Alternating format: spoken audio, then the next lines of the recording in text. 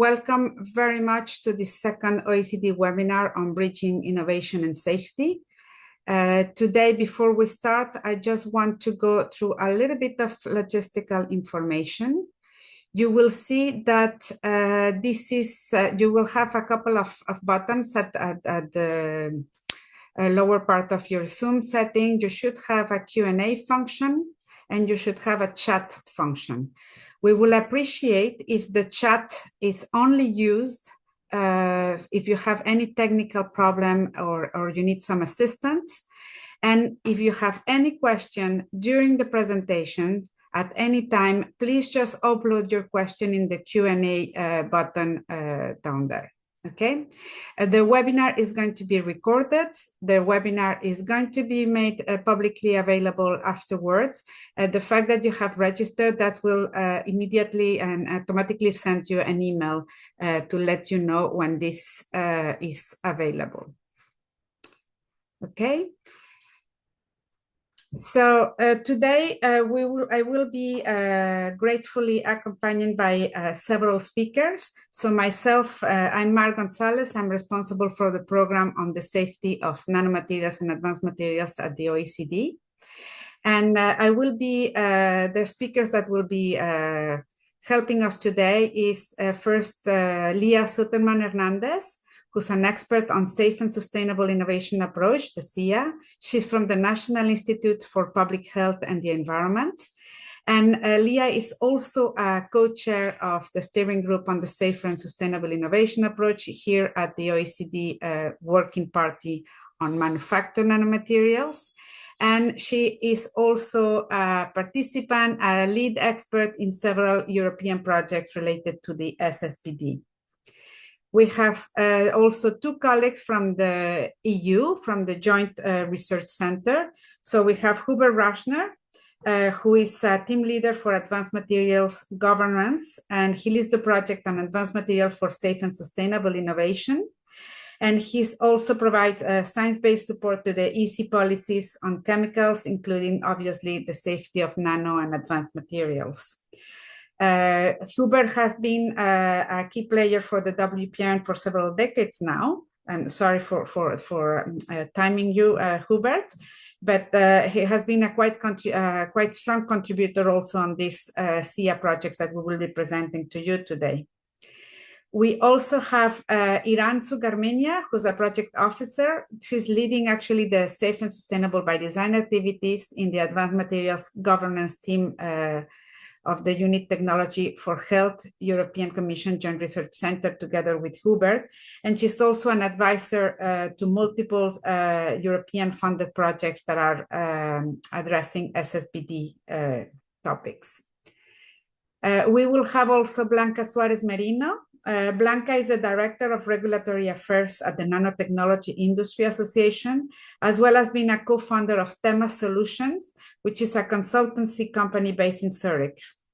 Her expertise includes nanosafety, safe by design, and risk assessment.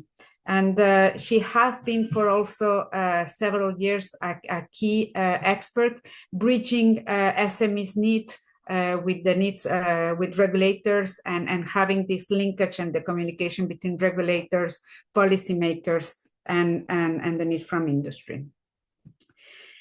We finally have Larissa Kryashkova, which is the executive director of the Tire Industry Project, where she leads a team of professionals providing strategic directional support to staff, partners, and members. She has a strong focus on research, action, engagement, and communication. And today she comes as part of the World Business Council for Sustainable Development, and she will be offering some hands-on experience on how this communication work in place.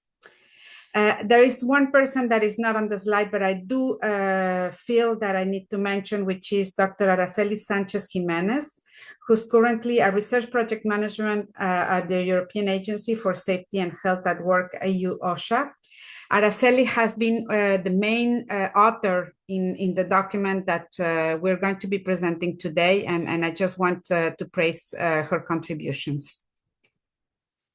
So with this, I just want to present you quickly the agenda. It's quite a packed agenda, so we're going to start just giving you a very quick overview about what is the advanced materials work at the OECD. Then Leah is going to give you a little bit of background about the safe and sustainable innovation approach. We're going to go more in depth on the SSbD at the OECD and how does it fit in the EU, the GRC revised framework. Then we will have Blanca, who's going to give you more details about this report that we recently published on tools and integrative systems and platforms for nanomaterials and nano-enabled products, including some examples. Hubert will talk about a bit of the ideas that are being under consideration regarding future activities within the OECD. Feel free to make suggestions via the Q&A. And then we will go into the report on building trust and enhancing dialogue for safe and sustainable by design, who was also published in 2024. And last, Larissa will give us an example on the tire industry project. And with that, it's my turn to just present you very quickly the OECD Chemicals Program. I'm not going to keep too much time on this, but I just want to reiterate that the OECD is an intergovernmental organization. So that means that it's governments that come together and they discuss their policy, they discuss their commonality, and this is what will transpire and will drive the programs that we do at the OECD. In the area that we're going to be discussing today, we're talking about manufactured nanomaterials and advanced materials, but the main goal of our program is the same for the different areas, is really to anticipate, identify, and prevent manage of the risk of chemicals, is really to increase efficiencies and optimal use of resources through harmonization of policies and instruments, and is to sharing work and developing standard methods. Not to forget that what we do is really to respond to policy and regulatory needs of our member countries. And what we try to do is really to develop documents that are reliable scientifically and that standards that can help us to share information with one another. So with this, I mean, we have different programs, we have different outputs, we have test guidelines, we have specific guidance documents, for example, that could be regulatory approaches or non-regulatory approaches like those that we're going to be discussing today, but it's really about trying to standard and to develop this common language between different jurisdictions. All the work that we do is not me, it's actually the expert. That's why the importance of giving you this space and to give the floor to the expert that actually are the ones developing all these tools. And what we try to do within the OECD Secretariat is really to try to build consensus and to put and to build these bridges between the different stakeholders. As I mentioned, the work is done by all of the experts in member countries, so they can come from academia, they can come from different agencies.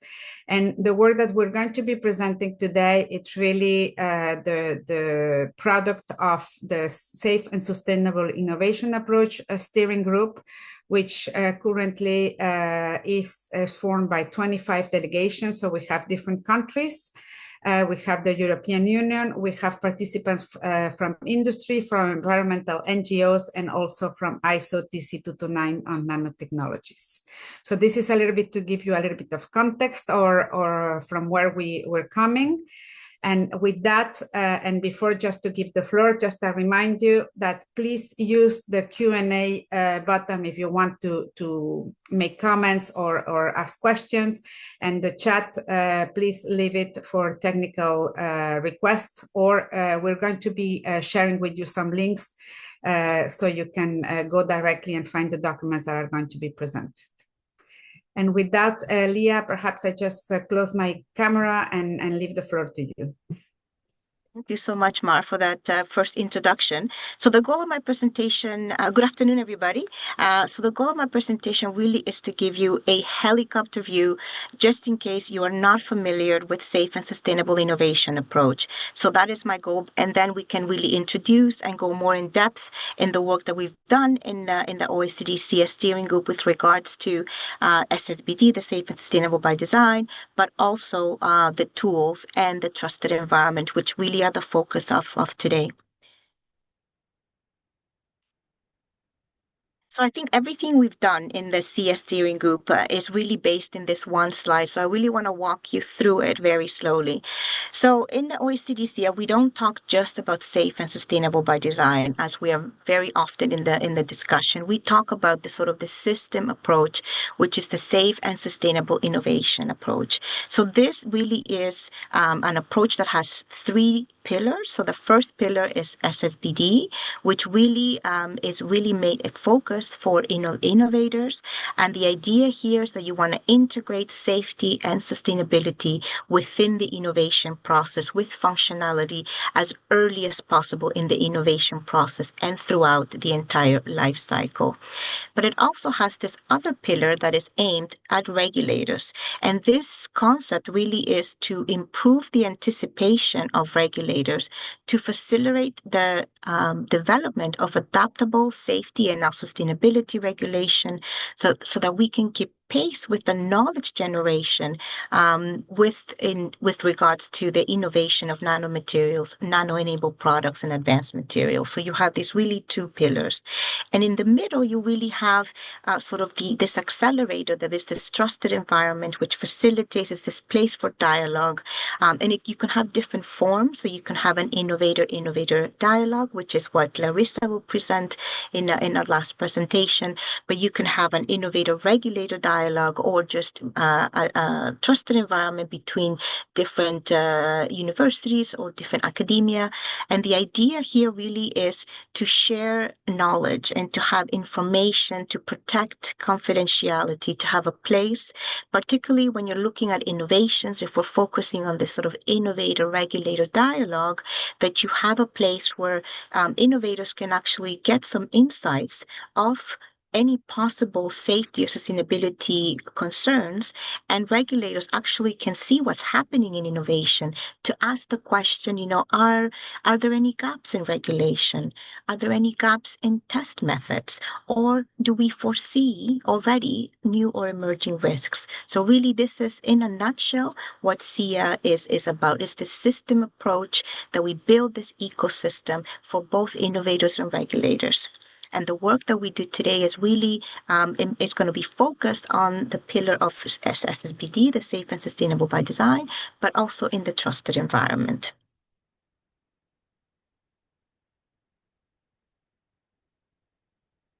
So what is the goal of SIA? So if you go into our website, I think Mar will give you the site of our the link to our website.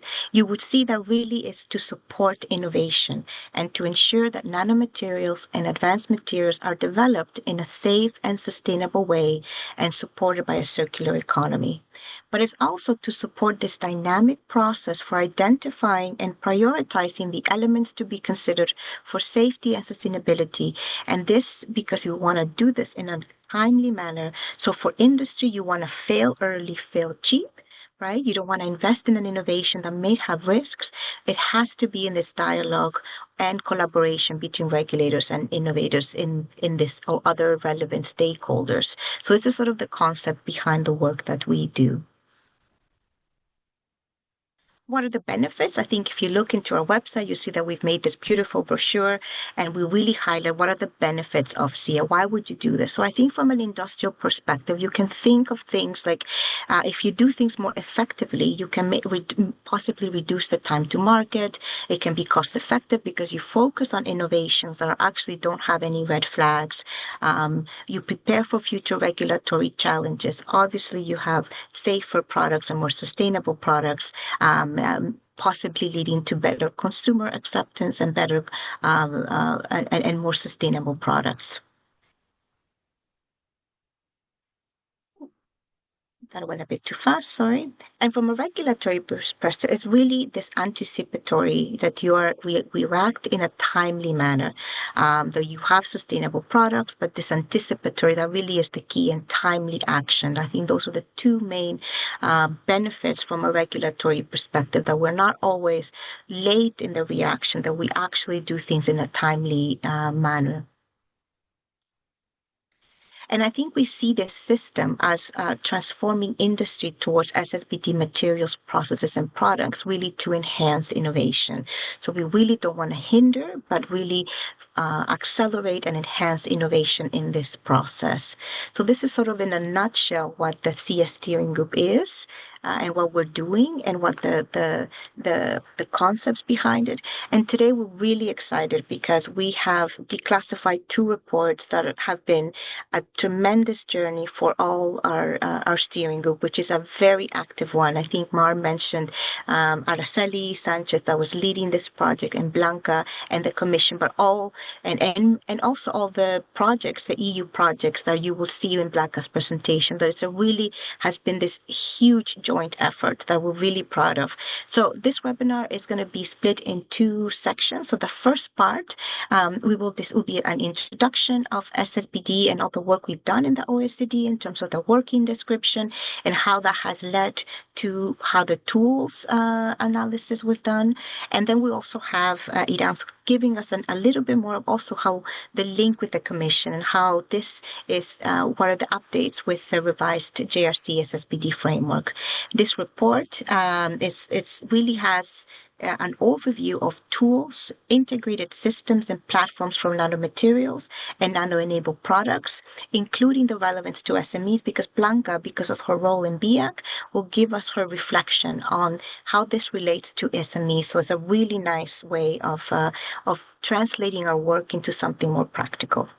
On the second half, we're going to talk very briefly. I'll give you a helicopter view of our trusted environment work, but really provide a hands-on example. We're so excited to have Larissa here today, because she will give us an example of this industry trusted environment, which we can learn from a process perspective, how to set them up, how to make it successful, and how to get the benefits between these different dialogues for knowledge exchange. But you'll see from our example that we're talking at really competitive companies sharing information at the CEO level agreement. And it's a great example that I really want to highlight, and we can learn so much from. So I'm very excited that Larissa's here today to give us that and see how we can start building these trusted environments in different contexts.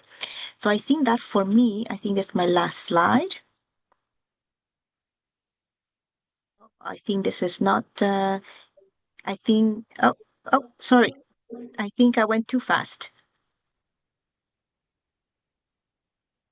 So I'll give the floor to Iran. Sorry, Iran, I think I was clicking. So I'll give the floor to Iran to really give us this overview of SSbD in the OECD, and also the JRC revised SSbD framework. Thank you very much, Leah. Yes, as it has been already said, and before going to hear a lot about the tools, systems, and platforms of the SSbD approach or concept, let's start a bit with understanding the SSbD concept in the context of the OECD C approach, as Leah was already introducing before. And as we always tend to also mix or link this approach with the European Commission Safe and Sustainable Framework, I will also give you a bit of an overview of the revised framework that was published in December last year. And basically the purpose is that you understand that the concept is the same, the focus, the aim, and what is addressed is the same, but it might be a bit different, the context where we frame this SSbD concept, and therefore how we operationalize it as well within this context of this frame. So if we go to the next slide, please, and you click once more.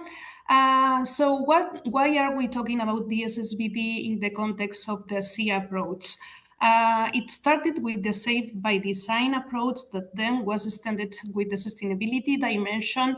And these concepts or this approach were developed for a purpose that was addressing a need, because we started to innovate a lot in the context of nanomaterials and advanced materials, and a lot of safety and sustainability considerations were arising there. So these concepts, these approaches are developed as a response, understanding that it could be more effective and less costly for companies if these considerations of safety and sustainability were already integrated as early as possible in the innovation process and throughout the entire innovation process. If we click one more, this concept identified 3 pillars in the nanotechnology, especially keeping the life cycle perspective that is needed and in the SSbD approach.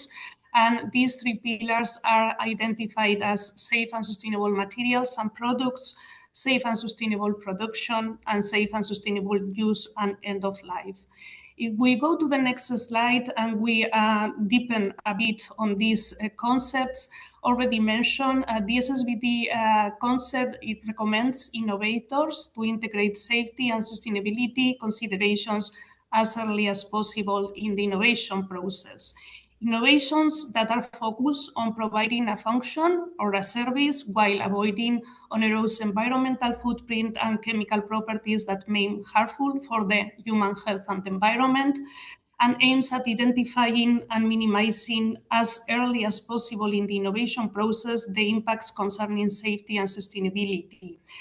These safety and sustainability considerations are addressed with the life cycle perspective, mean that we address chemicals, materials, products, but also the associated processes along the life cycle, like production, use, recycling, and disposal, and always considering the entire research and development process.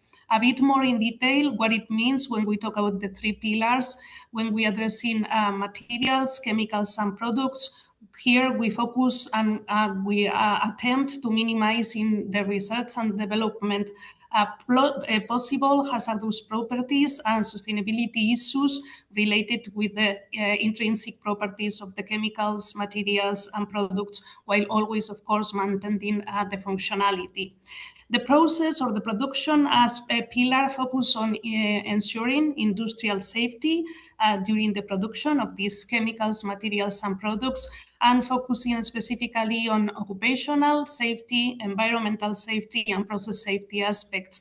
And of course, in this pillar, we should never forget the sustainability dimension and ensuring to minimize emissions, enhance resource consumption, and optimize waste management. And last but not least, the use or end of life of these products, chemicals, and materials, that is a focus of minimizing the exposure and associated adverse effects through the entire use life, recycling and disposal of these chemicals, materials, and products. If we go to the next slide, and as I was already anticipating before, the policy context of the SSbD, the European Commission SSbD framework, it starts with the European Green Deal ambition that aims at goals of the zero pollution, climate neutrality, and circular economy for Europe. And in order to address or to achieve these ambitions, several strategies were set. Among others, and looking at the environmental ambition of the zero pollution, we have the chemical strategy for sustainability that aims at strengthening the protection of the human health and environment. And in order to achieve the goals that this strategy sets in order to, in the end, as well, achieve the zero pollution ambition, there is a need to drive innovation to design and develop safe and sustainable chemicals and materials. And in order to do that and to support these innovations, there is a need to develop a framework for safe and sustainable by design materials and chemicals. Sorry, can we go back to the previous one? And as you can see as well in the right side of the slide, this strategy already provides a definition of SSbD that it can remind you already to the previous one that was already introduced in the C approach. Safe and sustainable by design, it's a pre-market approach, meaning that it's an approach to be used in innovation for chemicals and materials design that focus on providing a function or a service while avoiding volumes and chemicals and material properties that may be harmful to the human health and environment, in particular groups of chemicals like ecotoxic, persistent, bioaccumulative, or mobile. And the overall sustainability should be ensured by minimizing the environmental footprint of chemicals and materials, in particular in relation with climate change, resource use and protection, ecosystems and biodiversity, and all of these adopting the life cycle perspective. So now, yes, we can move to the next one. As I was saying, as you can see, the concept, the focus, the aim, and what is addressed is the same. It's only a bit different, the operationalization of this concept. The first SSbD European Commission framework was published in 2022. That was basically addressing safety and sustainability assessment aspects in the context of the European existing frameworks, and anticipating this with the redesign phase in innovation, and then how we could, after the innovation, the assessment, evaluate the outcome of these solutions. We tested the framework through 2 years, receiving as well feedback from stakeholders, and there was a call to integrate a bit more this concept within innovation and what in reality happens in innovation. Because innovation in the end, it's not a linear thing, it's more an iterative approach, dynamic, continuous, where we revisit previous steps and we improve them as knowledge is gathered and challenges arise. And this is what we aimed at achieving with the publication of the revised framework, as I already mentioned before, that was published in December last year. A bit more with regards to the new structure, this iterative cycle of the SSbD, and we can go to the next slide and you can click until the slide is completed. Again, the aim of the SSbD is to guide innovation of chemicals and materials from the redesign, but not only the redesign, but along the entire innovation stages, scaling up from prototyping to market readiness. The triggering of the SSbD implementation is the innovation. There is an intended innovation that can be triggered, for example, by the need of improving existing portfolios, new market consumer requests, new ambitions or priorities and policy needs. The next step in this iterative structure of the SSbD it's the scoping analysis. The scoping analysis is basically the contextualization of the intended innovation into the SSbD. So we all innovators, when we are applying the SSbD framework, we speak the same language. And it defines the SSbD system under the study, the objectives, principle, decision rules of the intended innovation, what we want to achieve when we are innovating towards safety and sustainability related aspects.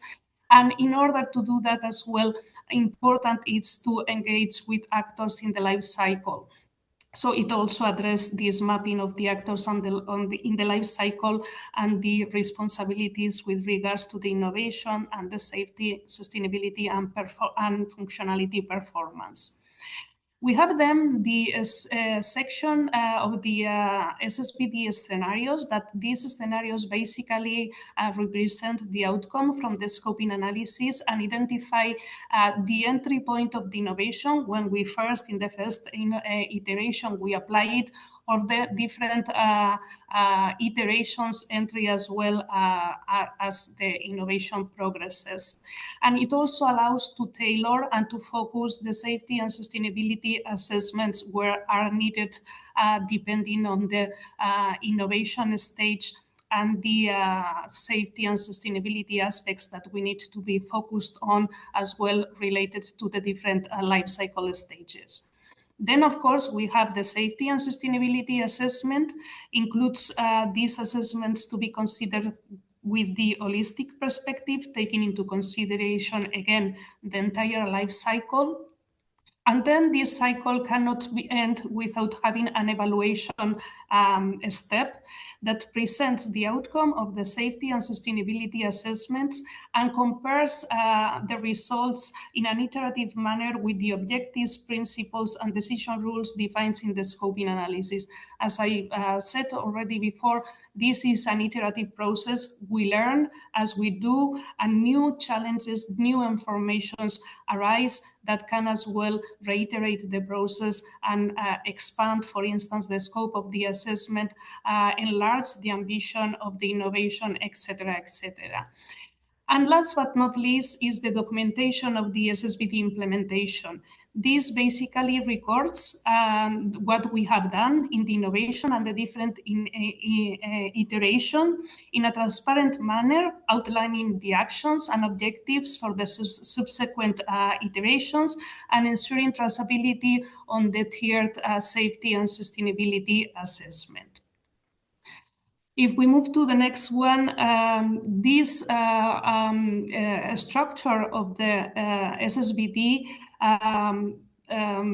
it's underpinned on some pillars that it will as well resemble the concepts that we started with in this presentation, in which all the different steps in the SSbD structure are based on, like the scoping, the scenarios, the evaluation, documentation, and of course the safety and sustainability assessment. So basically repeating what we have already said, safety and sustainability aspects are addressed with an holistic perspective throughout the entire innovation process, from the redesign to the readiness for the market purposes.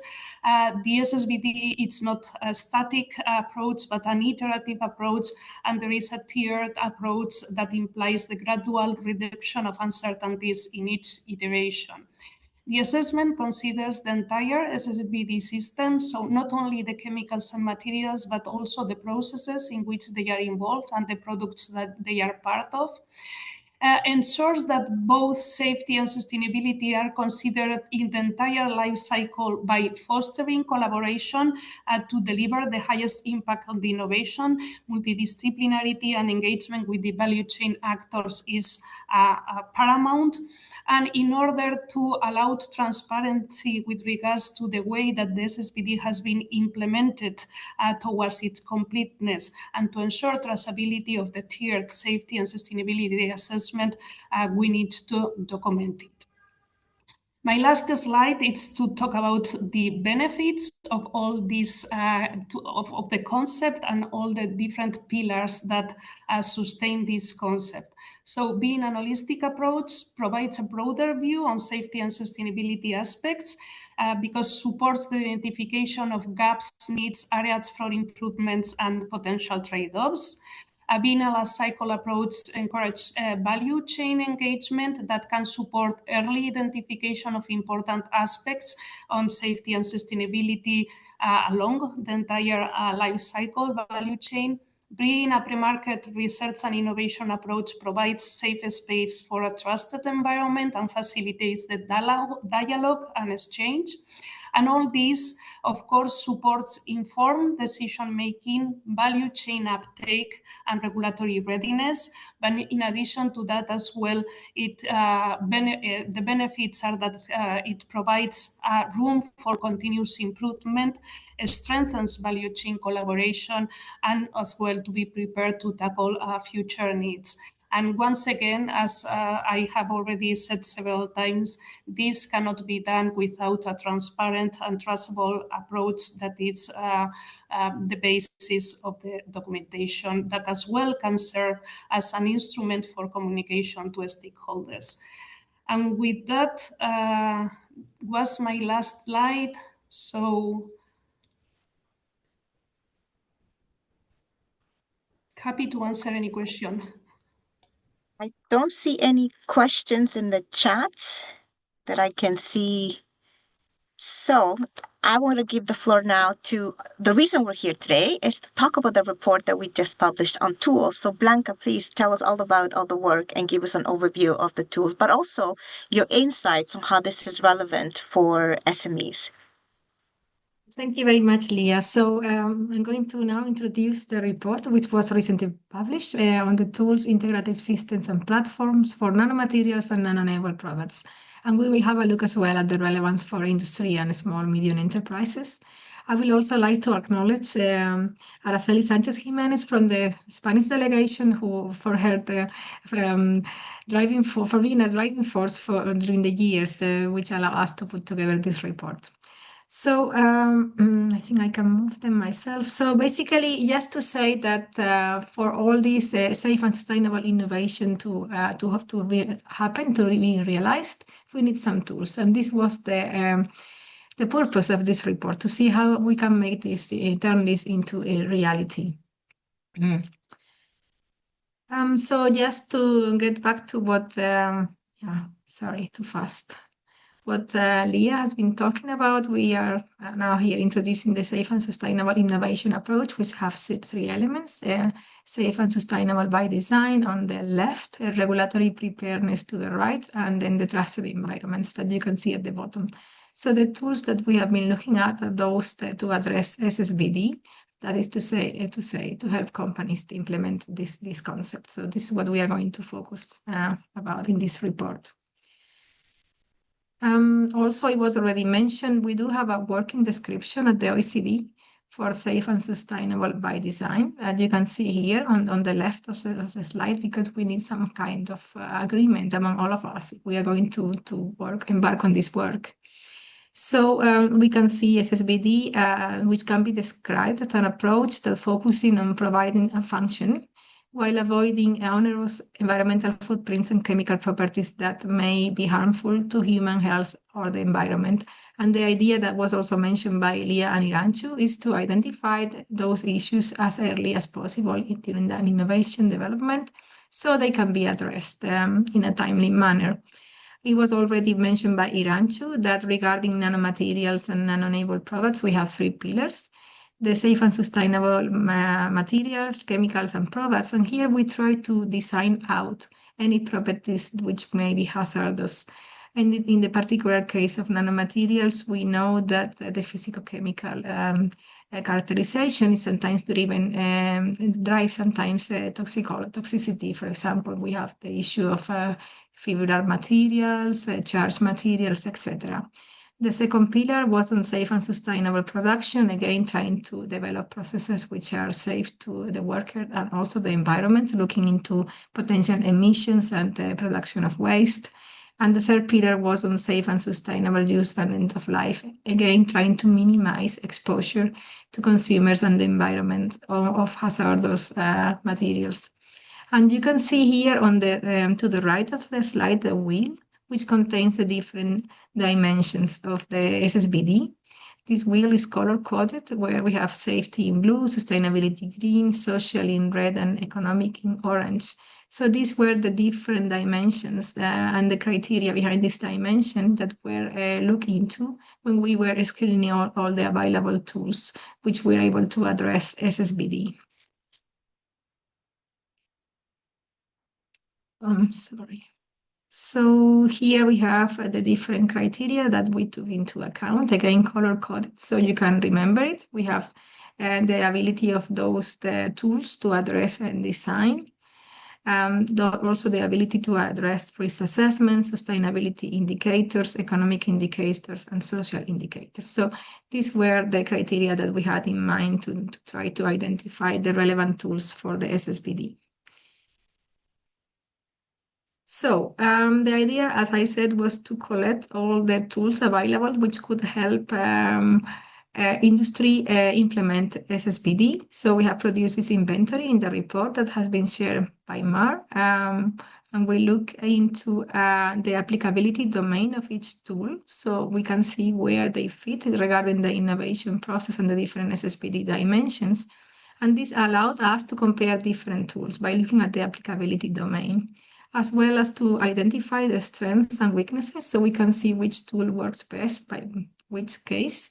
and also to identify the gaps when we have compared the applicability domain of the tools to the working description of SSbD by the OECD. And finally, I'm going to give you an example of how to use such a tool in one particular case. You can see that we've been talking about tools, interactive systems, and platforms, so it is important to have a definition for those so we are all on the same page. For us, tools are integrated models which are able to estimate hazard, exposure, or sustainability aspects, and we find them as a web interface. Integrative systems, on the other hand, are those systems which allow us to take a decision. We could call them decision support systems. And in this case, they can help us highlight areas of concern regarding safety or sustainability. But they can be conceptual. We may not have a web interface for those. It would be like a flowchart, for example, on a document. And finally, we have platforms. And in platforms, we have a collection of tools, guidelines, or even data, if those tools are able to produce data. And it's like a hub where we can have a collection of those tools which could help us implement SSbD. So for us, those will be platforms. So how did we do this work? We produced a survey and circulated the survey among different tool developers. I will refer to tools, but it means also integrative systems and platforms. So just for the sake of time, I will just refer them to all as tools. So we shared this survey to different developers, and you can see on the right the different bullet points we try to address per tool. So you can find the description of all those tools in the report. So we asked for the tool details, also case studies where those tools have been used. If we look into design aspects and if those were included in the tools, and the extent to which those tools take into account life cycle considerations, looking into hazard, risk assessment, sustainability aspects, economic sustainability aspects, and social sustainability aspects. And we also have some free space for developers to elaborate more on the tools. And you can have a look at the document, and then you will find out a lot more about the different tools that I'm going to mention now. So all in all, we collected 8 tools, 2 integrative systems, and 3 platforms that you can see below. Many of those came from European projects, but not always. And they vary in the extent they cover the different SSbD dimensions, as we can see later now in the Excel sheet that we have produced. So you can see here to the left were the projects that we screened in those days that having developed the tools. So we have the Asina, the Go4Nano, the Sun, ComSafe Nano, Nanosulfide T, Licara, Safe by Design for Nano, Sabina, Harmless, Diagonal, and Sunshine. So those were the projects that came up with tools, integrative systems, and platforms. And as you can see on the Excel sheet, we keep our color codes. So we look into design aspects, safety in blue, sustainability in green, economic sustainability in orange, and social in red. And then we also look into the availability, the current availability of those tools, because when we produced the report, which took a few years, all of those tools were available. However, as we know, the reality of EU projects, they end, and sometimes those tools are not continuing. So in our hands, we could not find a link anymore for the Asina expert system, for the Diagonal tool, and also for the Sabina and Safe by Design for Nano tools. For those two in our hands were not available. I hope the color codes help you understand which dimensions were available in these tools, since I can see now the font is quite small. So this is why we have used color codes. And you can see that those different tools complement each other, but not all of them address everything in general terms. We also found a tool in our hands was underpayment, which was the portfolio sustainability assessment. There is a lot of information for free on this tool, but in our hands to run the tool, we have to pay. So I will go to the next one. So as you know, an innovation process has different maturity stages, and usually those are recorded as the technology readiness level, which can go from 1, which when you are a very early innovation, maybe idea stage, all the way down to market launch, which could be 9. So as you have seen in the previous Excel sheet, the different tools have different scopes and they have different data demands. Some of those tools, like the one called Benefit Assessment Matrix and the Licara NanoScan, have very, very low data demands, very simple input, and they can be applied in the early innovation to already help us make some early decisions. We have the Harness tool, which have different modules. There is a very early module which could be used without any data, and it goes all the way to prototype level. And something similar happens to the Sun Decision Support System and Sunshine platform infrastructure. Those are a little bit more data demanding. So to use those, one may need some information. So they are usually applied better at the prototype level, even though the Sunshine project do also have a questionnaire, which could locate it at the early innovation stage. Regarding Asina and Diagonal, even though we couldn't find a link for those, we can say from different presentations that they are somehow data demanding. In the case of Diagonal, it runs a multi-criteria decision analysis, which is quite data intensive, so we like to locate it at the prototype level onwards. Those as far as tools go.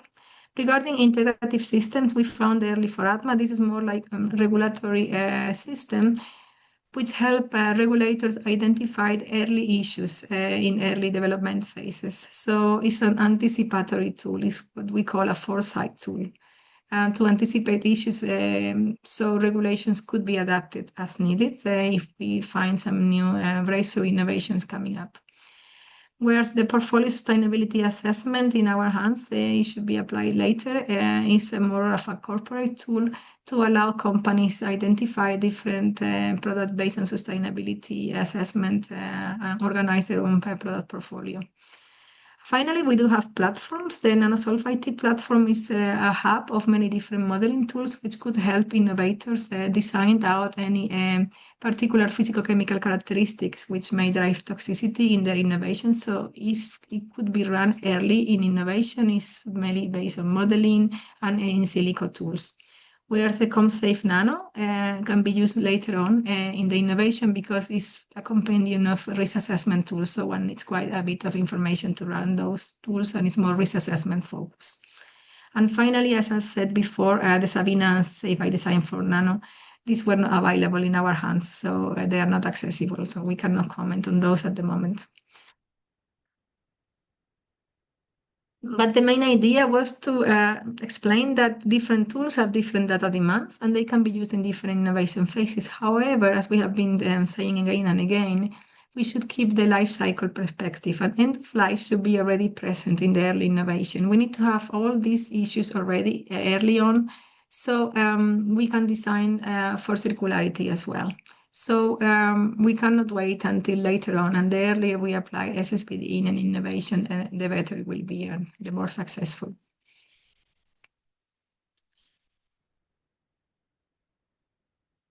Now, it was already mentioned, SSbD can help us already identify the hazardous materials. It helps us also think about which regulations apply to our particular sector and market and see if there are any restrictions regarding the materials that we are using. It also helps us thinking ahead about supply chain issues because many of these tools have questionnaires, and those questionnaires will make us think forwards, not wait until we get there. And again, because we identify substance of concern early, we can also prevent unnecessary testing. So this turns into cost-effective. It's a cost-effective approach. We get into the market faster because we already bet on the right winners in this race, and we may even get some consumer approval if we have this SSbD approach in place. So regarding small companies and large industry, we all benefit from SSbD. Small companies may have more limited resources, so in the case of SSbD can help them save resources, and while we choose the right design options. Whereas in the case of large industry, they may be more into reputation, also anticipate regulatory approval, or also SSbD will help them manage their complex portfolios. Even though it's a win-win situation for both, we can see that there are different points depending on if we are an SME or a large industry. I also want to say that even though it was already mentioned, the SSbD is not a regulatory obligation, it does help us get regulatory prepared because we need to think ahead what type of materials we are using, which regulations apply. And as it was mentioned before by Leah and Iranchu, we need to take this life cycle perspective in mind. And this will help us as well getting ready for regulations like the Digital Product Passport, where we will need traceability of information and transparency. So we are getting prepared for regulation, even if this is not a regulatory demand. Now, I wanted to give you an example from the Harmless project. This project ended last year, and what I'm going to introduce you is how we have used the Harmless tool in one particular case study. And the project has many partners, but I have only highlighted in the slide the partners that were actually working on this particular case study. They have the most impact on the case study. So in this particular case, we are looking into a material called metal nanoparticles dope immobolites. These are nanoclays which have a tubular form. They occur in nature with a methyl group with a hydroxy group. So the company wanted to modify them with methyl groups or even copper nanoparticles to make it more functional. Immobolites are generally used as a plant protection product because they have bactericide effects. So this was the actual material that we look at in the Harmless project, one of many case studies that we had. So we wanted to modify, as I said before, the original nanoclay with methyl groups and also copper nanoparticles. So you can see that we had three versions: the hydroxy immogolite, methyl dope immogolite, and the copper and methyl group dope immogolites. So what was the issue here? Well, we have some concerns from the beginning. As you can see, the immobolites fall into a harm, which is high aspect ratio nanomaterial. And you can see they are nanotubes. They fall into a nano by the European recommendation of a definition of nanomaterials. And they are also multi-component materials. We did have some rooms for improvements and what we call here design space. We could modulate reactivity by adding more or less hydroxyl groups. And also depending on the amount of methyl groups that we could also add, we will interfere into the dispersion stability. And adding copper will also improve the functionality of the immobolites already. So how did we apply the Harmless system? Well, I'll go and introduce the Harmless more in detail. So the Harmless decision support system had three modules. The first module, called the Advanced Materials Earliest Assessment, or AMIA, requires very little data. It gives us some design options based on three answers to three main questions, but the main idea of AMIA is also to tell us if we can further use the Harmless decision support system or if we are out of scope of the Harmless system. The next module was called WASP, which stands for Warning Flags, Design Advice, and Screening Priorities. And this was developed to be used at early innovation because it's mainly a questionnaire. So we get here qualitative information. And this questionnaire has between 12 and 14 questions, depending on the case. And the idea is to address all different dimensions: exposure, hazard, sustainability, in an early way, so it made us think what we are developing and how we are addressing those dimensions. It will also provide us with some design advice depending on the outcome of the WASP, and also it gives us some guidance and protocols and guidelines on how to address the hot points, so we can achieve our design advice.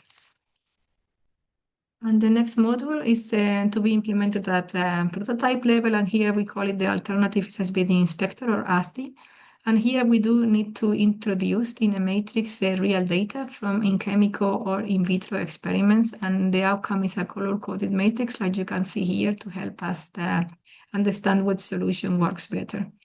Now, because the ASDI is a comparative approach, then here we need a conventional material. Here we call it COMA. In our case was copper, because copper is widely used in fields as a plant protection product. And we also need to have A reference material. A reference material is a material which is similar to our material regarding physicochemical properties and will help us cover gaps, information gaps regarding the immobolites, because we know we won't have information for all the demands of the system. So we start with the AMIA, very simple, 3 questions. Sorry, So the AMIA has 3 main questions. Does it consist of particle? Is it nano-enabled, or is it considered advanced? So if one of these 3 questions is yes, then we can continue with the assessment. And in this particular case, this is how it looks. And the harmless decision support system interface is a web interface. And here you have the website, and you can register there and have a go on this. If you go in, you will see different tiles. And the first tile represents the AMIA, which is the one we are talking about. So to run the AMIA, we just press start run. And then here we have the 3 questions I just mentioned. In our case, regarding immobolites, all answers were yes.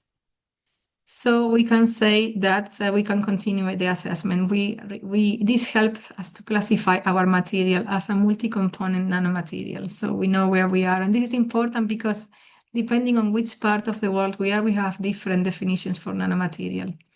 And in this case, we are in the European region, so we are using the European definition for nanomaterial, and this is what we had with the immobolites. So we go next one into WASP.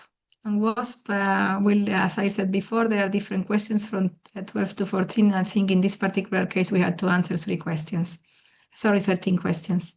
I'll just give you an example of what it looks like here on the website. We have here the tile for WASP. We click Start Run, and then we start the questions pop up. I'll give you just some example here. We had the first question on exposure because our material was composed of particles, so exposure comes in first. And we do have to say yes, we need to spread our immobolites in the form of an aerosol, so workers will be exposed to aerosol dusts. And also consumers will be exposed because we are spreading our immobolites in the fields. So the answer to those questions was yes. We have similar questions regarding hazard, again, the issue of dust being there. And also another question that comes up triggering some design options is the presence of the WHO fibers. This was also considered risky as well in all cases. Depending on copper or methyl or non-copper, we will always have a WHO fiber. We also have some questions regarding the sustainability. This is based on Sustainable Development Goals. In this case, I highlighted for you the purity of water, because in the case of immobolite, we are improving the current situation with only copper because we are reducing the use of copper. So we do have a positive impact in this particular Sustainable Development Goal. So again, this is what it looks like on the screen if you have a go for a run, and you can answer the questions. And if you answer yes, you will get a yellow flag, which triggers some actions or some design options to improve. In this particular case, we get also, the system will also give us some information regarding our material because it's linked to the Substance Information System of TNO. And here we have some also warning signs. In the particular case of copper, we have some warning, and therefore this told us that perhaps we should stop the innovation with copper and focus on the one with methyl. So the immobolites with copper were not taken further in the innovation process. And this is an example of some design advice. As I said before, the design that in this particular case came up, they suggest that we try to use dispersions. And also I give us some different links that you can see here on the right, based on the gaseous inhalation IATAs. The harmless system will give us some links to guidance, OECD guidelines and guidelines, trying to answer some, provide some more information on our particular fibers, what we have, etc. So we do have links to testing protocols as well within the harmless, in the harmless decision support system. And this is what it looks like. So we have different yellow flags, which every time we click in one of those, we'll have design options and some guidelines and guidance for collecting more information regarding our innovation. But in any case, we decided to stop copper because it had quite a few hazard flags. And we went for the methyl immobilites together with the standard hydroxy immobilites, which we currently have. So next one is the ASDI. Now we move into the last module, which is ASDI, and here we start collecting real information from in vitro, mainly in vitro tests. So this is what ASDI looks like if you go on the TNO website, and here we can click Start Run, and then we start collecting information. So for ASDI, as I said before, this is a comparative assessment. So we need the two materials that we are looking at, but we also need a conventional material to show if we are better or worse than the current situation. In this case, it was just copper, which is used to spread on fields. And then we chose two natural materials. We have here natural nano and bentonite. We basically focus more on bentonite because these are also natural clays. They are not identical to immobilites, but could help us to close gaps regarding information needs of the immobilites. And here you have many different lines because under occupational safety, sustainability, and environmental safety, we have different endpoints that we had addressed in the project. If we are better or worse than compared to the conventional material, we have red or green on the screen, and this will help us select the best option for our innovation. I'll just give you an example here. In the case of occupational safety, we look at leachable aluminium from the both immobilites following the OECD guidelines 318. And here we can see that in both cases we look the same. Immobilite, hydroxy, and methyl groups look exactly the same, slightly worse than the benchmark bentonite. But when we look into so these were all the results that we gathered on following the use of in vitro tests in the project. So you can easily compare and see which one performs better or worse.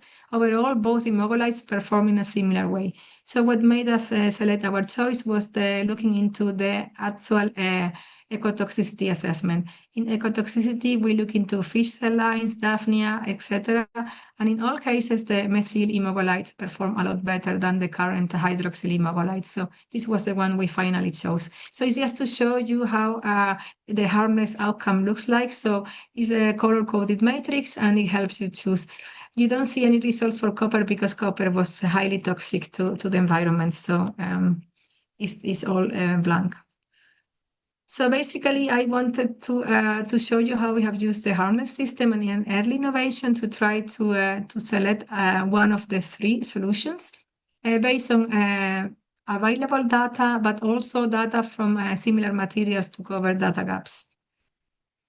And with this, I think we have also a similar input with ASDI regarding sustainability assessment. So this is just to show you that you have to input all the information by hand, and then it will do a color-coded.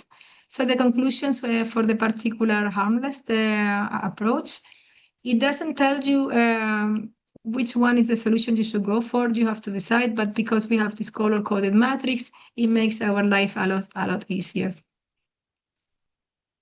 And finally, in this particular case, we use the methyl immobilite. I just want to say that in this particular case, we didn't look at cost. Performance, this was left to the company to decide, in that we gave them a solution regarding safety and sustainability, but they had to look into the cost and the performance. The tool doesn't cover for this. And I want to say that this has been all published, so you can find the information in the literature. And I think with this, I will give the floor to Mar. If you want to step in, Mar. Yes, thank you. Thank you so much, Blanca. This is just a very quick announcement. I mean, all the tools that Blanca has been presented are already included in the substitution and alternative assessment toolbox for chemicals and nanomaterials. This is a platform that you will find at the OECD website, and then you can choose what are the elements that you are looking, if it's a chemical, if it's a nanomaterial, if it's a product, and then you can choose the different element according to the sustainability working description that we have done. So this is just an invitation via the chat. You have, I have shared the link so you can access this page. You can play with this Power BI platform. But most of us, if you are aware or any platform, any tool, integrative tool that is relevant and that could be included in this platform, please just contact me, contact the OECD Secretariat. I will share my email via the chat, so we can obviously include this in future updates and also in the SAT toolbox. Thank you, Blanca. Thank you, Mar. I think with this, I'll give the floor now to Hubert or Leah. Hubert. To Hubert, yes. Okay. So I think now that we have an overview of all the report, I think Hubert is going to share some reflections on the next steps. And after his presentation, we'll open the floor to the panelists for all the questions and see if we can answer some of the questions that you've been giving us. So Hubert, share with us the next steps, please. Yes, thank you very much. Good afternoon.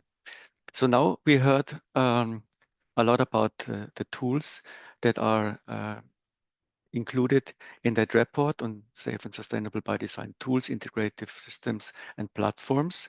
And we have had a more detailed look on one of the tools, the harmless. I would like to come back to the report itself. And I would provide you some thoughts on areas for future consideration that are linked to this report. So they are not thought as being considerations on what the OECD SIA approach should do further, but they are really linked to that report for further steps. Now, when you have a look at this report and the tools, of course, we have to acknowledge that all these tools, the systems, and the platforms considered in that report were really pioneering in approaches to support implementing different aspects of SIA, Safe Innovation Approach, and then also Safe and Sustainable Innovation Approach for nanomaterials and nano-enabled products. Now, this report has been some time in the making, and the tools that are included come from different projects that were running for different times. Some of these tools and some of these projects where the tools come from, where the tools have been developed, they come from projects that started already before the idea of safe and sustainable innovation approach was put, when there was still safe innovation approach, when there was no when safe sustainable by design idea concept did not exist, and it was a safe by design approach. So they were running in parallel with the development of the SIA approach, and then also in the extension of the SIA to safe and sustainable innovation approach. That means I think it would, one of the obvious steps, one of the obvious things to do next is, when we have these tools available, to review the current status. So whether, what about their functionality? Whether the functionality of these tools is adapted to the new requirements of the SIA approach. What is the accessibility of these tools? So are they still there? Are they still available online, or have they been, let's say, in the meantime, are they going to be offline for a certain while because the projects have ended and there is no support for these anymore? Where are the gaps in these tools? So to have a review sooner or later of these identified tools, systems, and platforms as they are now in the report. This would be the first thing. The second thing we should consider, I think, is we have to realize, or we realize, that in the last years, since the safe and sustainable innovation approach and also a safe and sustainable by design concept and framework have been, let's say, developed. Quite an impressive number of projects that address safe and sustainable by design or safe and sustainable innovation approach. They have been launched in the recent years.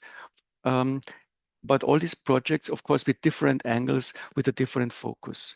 And these projects are continuing, and many of them develop also tools, systems, platforms. Examples of such projects that develop also tools in Europe, you can find listed in the Network for Safety and Sustainability of Chemicals and Materials that I've written down here. You can find it easily by Googling the title. So you will find quite a number of projects there. So what could be done, or what would be useful to do, I think, is to make a survey of these new tools, systems and platforms that have been developed or are being developed, and really to carefully analyze their objective and the view they present on the SSbD approach. And then also have a look when comparing different tools that come out of such projects, in how far they are comparable with each other, in how far they are compatible with each other, or maybe even better, in how far they are complementary to each other, and how they can be seen in relation to the safe and sustainable innovation approach. Because it's all different, and would really be good to have let's say, an overview of these things. And then also, I would say it would be useful to analyze their completeness. And I put this in quotation marks because completeness, as mentioned here, is completeness in how far they address all aspects of safe and sustainable innovation approach and the safe and sustainable by design approach. So the whole, all these aspects, thus supporting the holistic approach in innovation that is presented by Safe and Sustainable by Design and SIA. And that would be one of these next steps. Continuing, then another thing, also in view of the tools, systems, and platforms that come out, would be actions I have under the headline streamlining the implementation of SIA and SSbD. And that means it would be helpful to look specifically for tools, systems, and platforms, so to scan the horizon, to look for such tools that have a life cycle perspective, because the life cycle perspective, so addressing the value chain, the innovation from the earliest idea until the market, so this life cycle perspective, and then also considering end of life, is something that a tool could have that would really give an added value, and that could bring something new to it. Also, not only a life cycle perspective, but tools that provide really a holistic approach to, well, ideally all of the aspects of safety and sustainability, but of course, in reality, as many as possible aspects to safety and sustainability together, not with a focus on a specific, let's say, issue or let's say, or part of safety and sustainability, but having them all together. And the third thing I think that could be most useful is to analyze such new tool systems and platforms in how far that are, or specifically to look for such systems that are really transparent, meaning that they use really well-defined models, transparent models that are presented, so that whatever comes out of those tools can be understood by the applicant.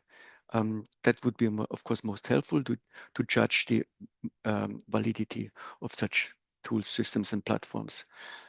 And when we have these three, let's say, criteria to support the development of such approaches. Second, towards streamlining the implementation of SIA and SSbD, I think if one has kind of a good overview of new tools, about their completeness, about their holistic approach, it could be really an advantage for the potential applicant of these tools to develop a guidance to help the applicant to select the most appropriate tools for implementing SSbD. For example, considering at which stage of the innovation would it be most helpful to apply certain tools, being at the beginning of the innovation, being in the middle or towards the end of the innovation, how far these tools consider the data gaps that are large at the beginning of the innovation, or the uncertainty is high, and in which regulatory environment are these tools intended to be applied? For example, in which sector in Europe, or even in which global regulatory environment outside Europe, in the United States, in Asia, because the regulatory environment would be different. SSbD and SIA approach is always the same, but the practicalities, the regulatory environment would be different. Then finally here, that the tools we should consider that pay a greater attention to the by design aspect of SSbD. By design, safe and sustainable by design, means the design approach that not only takes place when the ideation of an innovation is developed, so at the very beginning, but the design aspect every time comes into play when during every different iteration of the SSbD approach. As we heard before, SSbD is not a one-off at the beginning. It should be done iteratively along the innovation. So that means every time a new iteration starts, the design aspect should be addressed. So, and then finally, also the tools that foster the dialogue and information exchange from the early innovation onwards with the relevant actors. Such tools could also be taken more into account. And this is already my final slide here. Some more thoughts that, because as we have seen, of course, the report on the tools focuses on nanomaterials and nano-enabled products, because it was developed within the framework of the OECD WPMN. That is naturally then. However, I mean, innovation is not limited to nanomaterials and nano-enabled products, obviously. It is also, it involves other materials. We call them advanced materials in general, new materials, advanced materials in general. So we could also place a bit more emphasis on the innovation aspect of the SIA approach, so that we should have a focus on tools, systems, platforms that implement SIA not only for nanomaterials and nano-enabled products, but for advanced materials in general. And then the very last point is to consider, to really think, take one step back, consider really what are we talking about when we discuss SIA. As I said, there are the SIA approach and the SSbD approach is there now for a while. There's quite a number of projects implementing and developing it further. These projects develop their own flavor of SIA and SSbD. However, it should be clear for everyone, what are we talking about when we discuss SIA? For sure, SSbD and SIA is not the sum of the tools that we have here, or that I was proposing to collect. It's not the sum of the tools. So what we should do, or what we could do, is to advance a better common understanding of SIA. And in order to do that, it would be helpful, and one of the next steps could be to identify really the essential elements of this approach, of the SEER approach, so that when we agree, when we have a good view about what are the essential elements, then the flavors can be a little bit different, depending, as I said, on the regulatory environment, depending on the area, depending a little bit on the focus of the project, but the essential elements should always be the same. This is all what I wanted to say at this point. It is points also for discussion, and not necessarily everything should be done immediately, but these could be things that could be done in one of the next steps, in one of the next approaches. Thank you very much. Thank you so much, Hubert, for that wonderful overview of the next steps. I think it really brings this idea of, although we are looking at tools, really SSbD is a mindset. And if we're looking at SIA, it's really the system. So I think it's something that we really want to bring across. If we're going to move to the next slide. So I think we're going to, because of time, I know we've answered a lot of the questions that you have within the Q&A, but I think I want to give enough time to Larissa to give her presentation. But before I do that, I want to give just one slide for everyone else to give you some context of what we're talking about, the trusted environment, before I give the floor to Larissa. So I just want to remind everybody that the trusted environment for us is this place of dialogue to share and exchange information and views and technologies. And in here is really important to ensure confidentiality, to protect intellectual property, and that really we want this to start as early as possible in the innovation process. So in the studies that we've done, we looked at available trusted environments, and one of them is the one that Larissa will present, which is an innovator trusted environment. But we looked at another one, particularly from the European Medical Agency, where they have this innovation task force, and this is also an innovator regulator. And when we looked at these examples, we came with these good practices that were more general, that for a successful trusted environment, you needed to develop a common vision, to have a well-defined and supported agreement on the limitations and possibilities of data and knowledge sharing. I'm sure Larissa will talk about that. It has to be supported by top management. Again, Larissa will go into how at the CEO level this was done.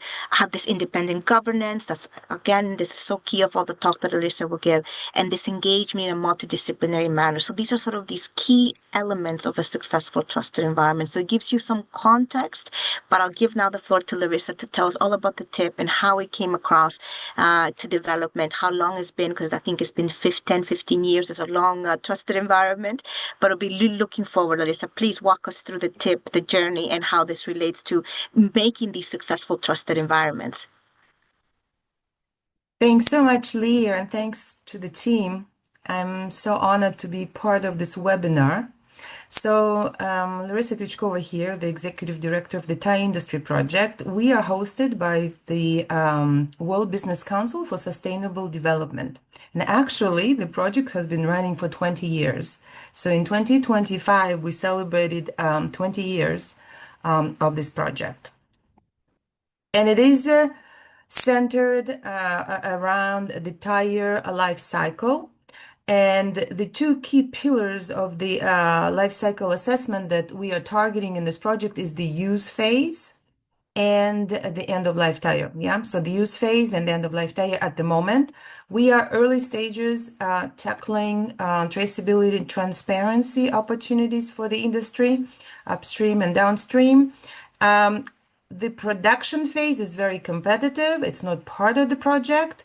So the players are taking care of the production phase on their own because all the recipes of the tires are competition based. We are following very strict antitrust code of conduct. And the only two pillars that are very active is the use phase of the life cycle assessment of the tire and the end of life tire. And we are early stages of the transparency and traceability project for the industry. So just very quickly, if you don't know who we are, so Thai Industry project members for 20 years have been the 20 top tire manufacturers when they started. All the famous names here. The only thing that we're currently changing the brand from Sumitomo, that used to be Sumitomo Ramba Industries, now they're called Dunlop. All others have the same brand names. But these 10 members have been 20 years on the project, and like Leah said, top level engagement. The CEOs are behind this project with a very strict tip governance, tip membership criteria, how you can join this project, and how you move on. Just give you a little bit of a background. 20 years ago, when these 10 members started the project, the total global revenue of these 10 members was 85% of the Thai industry. Now, these 10 members only represent roughly 65% of the Thai industry. So a lot of things are happening in the Thai industry. And of course, we're exploring other opportunities, what fits for purpose and really fits the Thai industry project membership criteria to continue this success, right? That these 10 members started 20 years ago.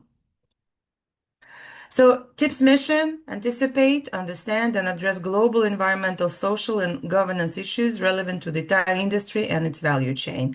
And again, the key focus is the use phase, and that's the Thai emissions use phase and end-of-life tires. And now we are progressing on the value chain, upstream, downstream. So, and the only thing on the production side that we're looking at to explore further is the water usage. But all other production sites or production challenges of the process is handled by each member separately because it's a competitive environment. So we follow strictly the antitrust code of conduct. So tip structure. So everything starts with research. It's a peer-reviewed, very religious research, understanding what the topic is. So we have 3 working groups in that pillar. Then we translate that into action and engagement pillar. There are task forces behind. So how do we act upon the findings of the research pillar, and how we communicate proactively what the industry is doing, what the players are doing, and how we're keeping the one voice approach with our members, right? The 10 members. So we anticipate, we have a very strong sensing function from the scientific sources, from the media sources, and from the government relationship sources to understand what are the key topics, the risks that we need to anticipate and act upon. So, and of course, we have global coordination of the 10 members. So, sorry, just quickly before we go, very quickly, this is the team. So there are 3 pillars. So we have the research director, Nicolas Tissier, PhD, with a lot of research background. We have Tanya, our director of action and engagement, where, the global policy, global advocacy, strength, end-of-life tires management, and how we communicate. And then we have Sumit Katar, our Director of Communications, how we proactively take and communicate to the relevant stakeholders. So how do we make sure that our research is absolutely independent, peer-reviewed, and reputable? We have assurance group structure where we have 7, currently 6, because one of our assurance group members just retired, but we have independent assurance group members. They come from very diverse background, but very reputable scientific background with a lot of publications and rapport. So they give us their independent view on our strategy and how we work together, the 10 competitors, and how we progress on the strategy map of what we need to tackle and how we move forward in today's environment. In addition to the 10 members, we have 8 what we called associate members, and these are tire trade associations that also work very closely with us to enhance global collaboration. We are not a lobbying organization. We don't do lobbying in WBCSD at the Thai industry project level. We do have globally policy frameworks and guidelines that we develop, but we work very closely with the Thai trade associations in the regions. Of course, you have US, you have Europe, And you have Japan, Korea, Canada, UK. It's a very dynamic ecosystem, UK. Then we have India and primarily and Australia. Primarily, those two are really end-of-life tire management and strategy development. How we work with them and support. So in the research pillar, like I said, it's really the goal is to advance a scientifically driven approach and its use phase of the tire life cycle. And so how we can assess these tire reservoir particles, it's a common challenge for the industry. And how can it be scientifically assessed? How can you define scientifically what tire reservoir particles are? How can you scientifically assess what tire emissions are? And so this is a peer-reviewed research that we conduct and we take to the next level to the action, communication, and engagement. So TIP research pillar consists of 3 working groups. We start with the definition of emissions, what tire emissions are. Second one, what is this tire reservoir particles, right, from the scientific perspective. Then the second working group looks at how much is generated and where does it go in the environment, airborne, rivers, watersheds, waterfronts, etc. And what is the impact on, on the environment, which includes different species and the environment itself and human health as well. So that is the TIP research pillar. That's our key fundamental start point in the project. So if you look, I mean, for the sake of time, we can talk about that a lot, but look at the site. And so for 20 years, there are many publications, peer-reviewed articles. We're very closely, coordinating and working with ISO technical specifications. We are also looking at a lot of advancement in all the 3 pillars of the research working groups. We also looking at the new ways of working to amplify, and as you know, research takes time. So we're looking at new ways. 3 years ago, we started TIP conference for the tire emissions. First one was in Munich. Last year it was in Boston, MIT, and this year it will be in Cambridge in December. So we're launching the site as we speak, so do come and join us.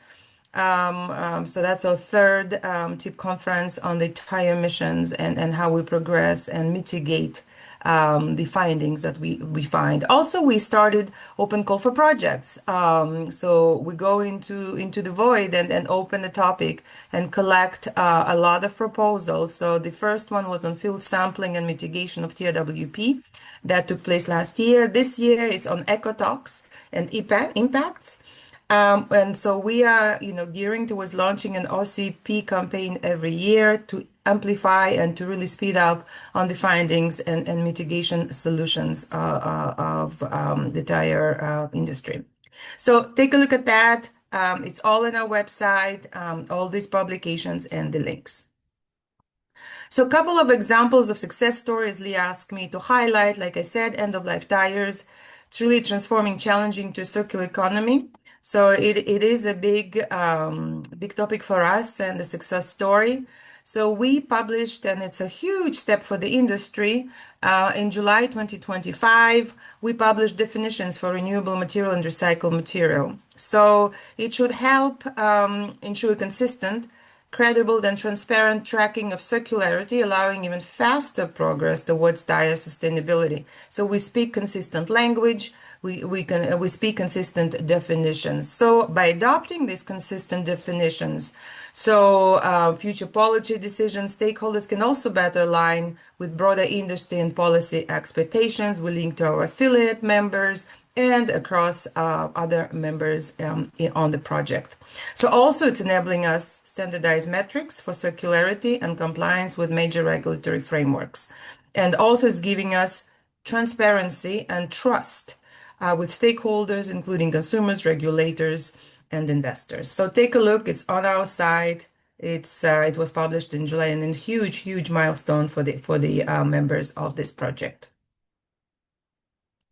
So you have a couple other publications on our site that you can look at. It's Global ELT Management that we published in 2019.